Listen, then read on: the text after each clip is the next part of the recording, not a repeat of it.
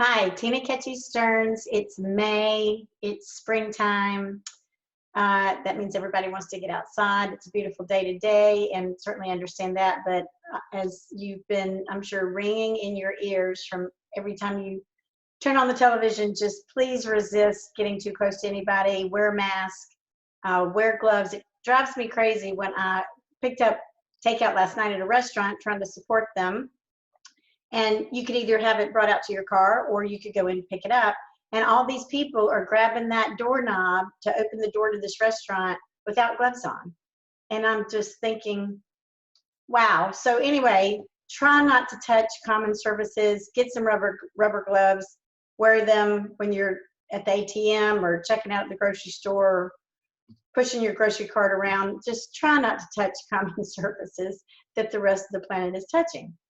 Today, what I want to do is a exercise. I do this at every single training I host on advanced care planning.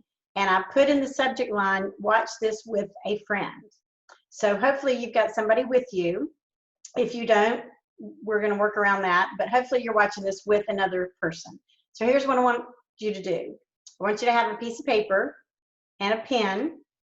And I want to give you about 30 seconds to write down 6 things that bring you joy. You don't want to live without them. Just makes you so happy. So start right now. At least 6 things on a piece of paper. Each of you are doing this if you're with another person. 6 things that bring you joy, you don't want to live without. They make life worth living. Write those down now. Don't think too hard about it. Don't break a sweat over this. Just whatever comes to your mind. At least 6 things.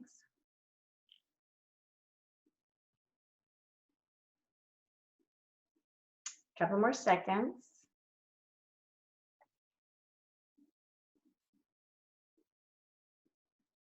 Okay, so hopefully you've got 6 things on a piece of paper that bring you joy. You don't want to live without them. Now I want you to give your piece of paper to your friend. Okay, everybody swap papers. And I'm going to give you about 10 seconds. I want you to cross out at least half of the things on your friend's list right now. 10 seconds. Don't talk. Don't say, don't take that one off. Just do it. Just cross off half. So if you have 6 things, you're going to cross off 3 things. Just cross them off. Just draw a line through them. Quick. Shouldn't take long. Okay. Now, give that person their piece of paper back. So you should be holding your list that you wrote down now. And if we were together in real life, I would ask you to share with me something that somebody crossed off on your list that you're not really happy about. But since this is a recording, I'm going to share with you what some people have said in the past when we were together. So somebody said that they crossed off music. And for them, music is just a huge part of their life. So let's say it's their last day on the planet, and they, like me, my last day on the planet, part of my perfect last day, which many of you have heard me talk about, is Louis Armstrong playing It's a Wonderful World. That's my favorite song.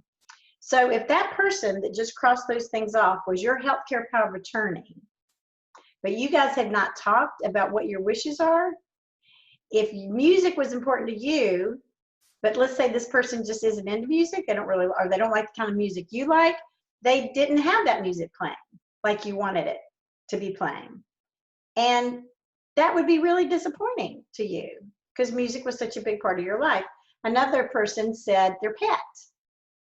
So imagine if you are dying and you wanted your dog on the bed, but maybe the person that crossed off your dog on your list, maybe they don't like dogs, or they don't like your dog, or maybe they're allergic to dogs, and they wouldn't let the dog come into the room. Wouldn't that really be disappointing if that was something really important to you that gave you joy? So you see where I'm going.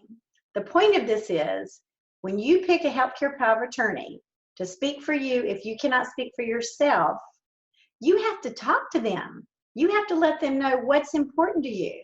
And hopefully you're doing this years before a disaster, years before the unexpected. And you're going to scenario plan, and you're going to say, you know what, if this happens, do this, and if that happens, do that. And in all cases, I always want the dog near me. I always want Louis Armstrong playing It's a Wonderful World in the background.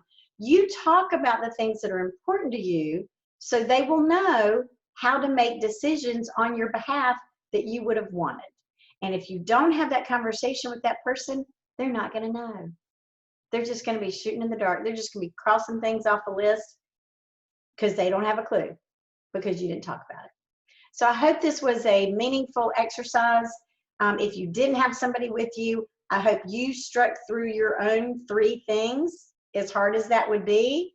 But now you know this exercise, so if you were alone, next time you're with somebody, again, social distancing, do this exercise. And I think it's really going to wake you up to how important it is to talk to your healthcare power of attorney about the kinds of things that are important to you. I hope that was helpful. I hope everybody is being safe and staying healthy, and God bless all the medical providers that are taking care of all these sick COVID-19 patients. It's just heartbreaking, but we're all praying that the light is at the end of the tunnel, and we'll get on the other side of this. And we will, together. We sure will. All right, thank you for doing your part, and I'll see you next week.